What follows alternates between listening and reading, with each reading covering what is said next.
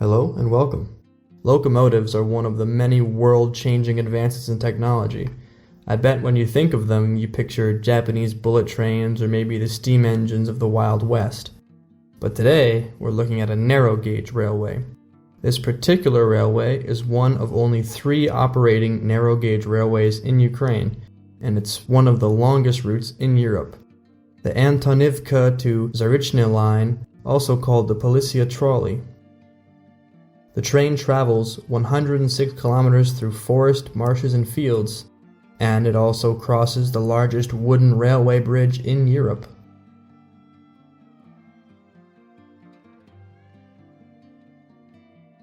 The origin of the route lies in a forest railway, which was built by the Russian Empire from 1895.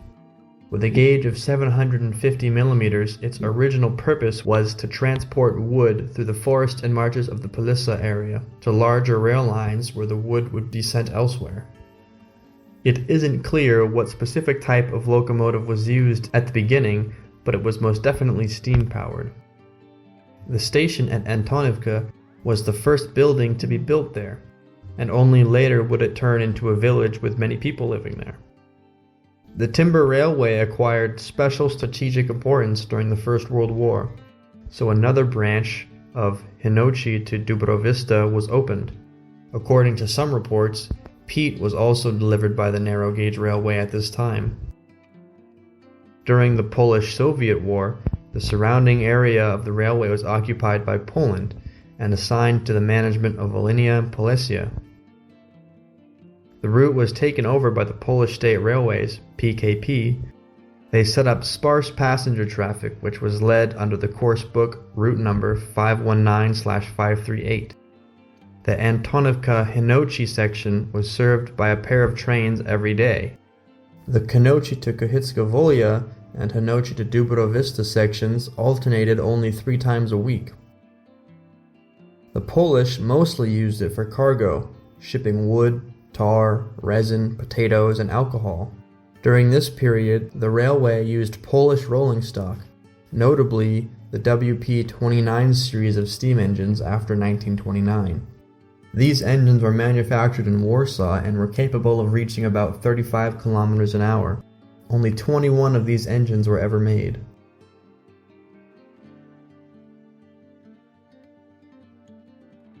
In 1939, the Soviet Union invaded Poland with Germany, and due to the German-Soviet Non-Aggression Pact, the surrounding area of the rail line was occupied by the Soviet Union and incorporated into the Ukrainian SSR.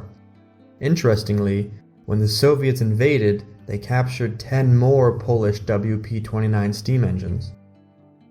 Although, following the German invasion of the Soviet Union in 1941, the rail line was heavily damaged in the fighting. There is some evidence that the line was used by the German military, but only in very small sections. On April 25, 1944, near the village of Antonivka and near the rail lines, a 9-hour battle between the UPA and NKVD took place. Around 1,000 NKVD soldiers were there, and more than 300 of the NKVD soldiers were killed. Eyewitnesses from the village said that their corpses floated along the Horin River for more than a week. The UPA's total losses was 7 killed and 16 wounded. After the end of the Second World War, the Soviet government started reconstruction, but due to the low priority of the narrow-gauge line, the restart was slow. In 1948, the route network was restored. The line was initially subordinate to the Ministry of Transport, but in 1957 it was handed over to the Sarny Forest Company, and henceforth operated again as a forest railway transporting timber. The section Tikovizh and Kohitska Volya was closed and dismantled, and instead the line to Loknitsa was extended. At that time the railway was primarily used to transport wood. In the early post-war years, the line operated German-built steam engines of the GR series, GR meaning German Reparation. One of these engines still runs at the Children's Railway in Kyiv. In 1967, the narrow-gauge railway was returned to the Ministry of Transport, With the construction of the 18-kilometer Loznica-Zarichne section, it got its modern look. In the 1970s to 1980s, steam locomotives were replaced with Tu-2 diesel locomotives, and the old Polish-made Pafawag cars were replaced with new PV40/PV51 cars, produced at the Demikov factory. A new depot was built in Antonivka, as well as a transshipment complex with a large crane for moving cargo from the narrow gauge to the regular gauge. Freight traffic was quite busy then. New rolling stock, mostly freight cars, arrived from the Demikov factory until the end of the 1980s. In the early 90s, near the village of Kohitska-Volya, fragments of diamonds were found, similar to the diamonds that are mined in Yakutia and South Africa. According to experts, perhaps the largest diamond deposits in Ukraine are concentrated here. Just in case, in order to develop the area, the Soviet authorities even planned to replace the narrow-gauge railway with a broad line. But with the Soviet collapse and Ukraine gaining independence, the line became part of the Lviv Railway. A geological expedition was planned, but was ultimately suspended due to lack of funds. So the further fate of the Polissa diamonds remains unknown.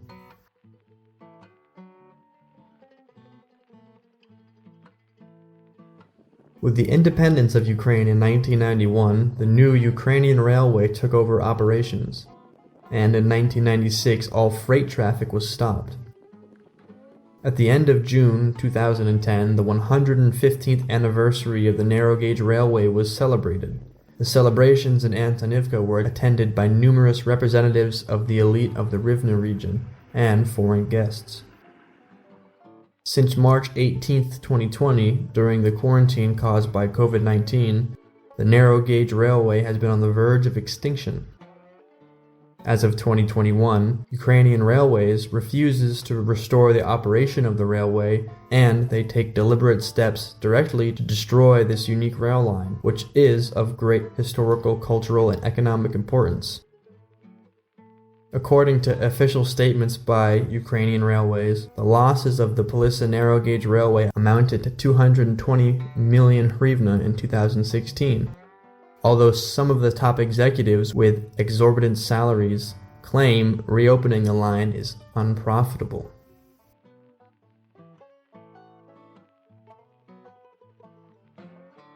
On the Bile to Milina crossing, there is a unique bridge over the river Styr. It is the only large wooden railway bridge in Ukraine and the longest wooden railway bridge in Europe, with a length of 153 meters. It connects two districts, Volodymyrets and Zarichne. When the Styr overflows in spring, you can only get to the opposite bank through this railway bridge. It was built in 1906 with wooden support beams that have no record of being changed since the construction of the bridge, and every time a train crosses the bridge, it must be met by a duty officer. In addition to this bridge, there are 30 more small bridges on the narrow-gauge railway.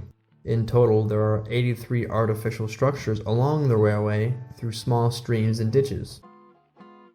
The railway is served by 4 diesel locomotives, Tu-2 number 62, Tu-2 number 66, and Tu-2 97. 97 was transferred from the Lutsk Children's Railway.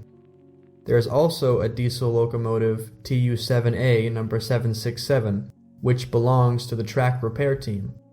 2 more diesel locomotives, Tu-7A number 3279 and 3280, were written off and dismantled. Some of their parts remain near the depot. The passenger carriages consist mainly of PV40 and PV51 cars. The track is in fairly good condition, which allows the train in some sections to reach speeds up to 40 kilometers an hour. Also along the route, they use old-style semaphores, which are very uncommon in the rest of the country these days. The narrow-gauge railway plays an important role. For residents of remote Polissa villages, a narrow-gauge railway is almost the only connection, due to lack of roads in the marshlands. For residents of the region, this is practically the only way to get to Sarny, Rivne, or even to the capital. Local school children go to schools in Volodymyrets, and students go to educational institutions all over Ukraine.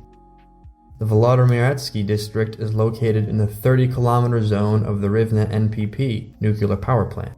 So in case of an emergency, it was supposed to be that local residents would be evacuated by rail.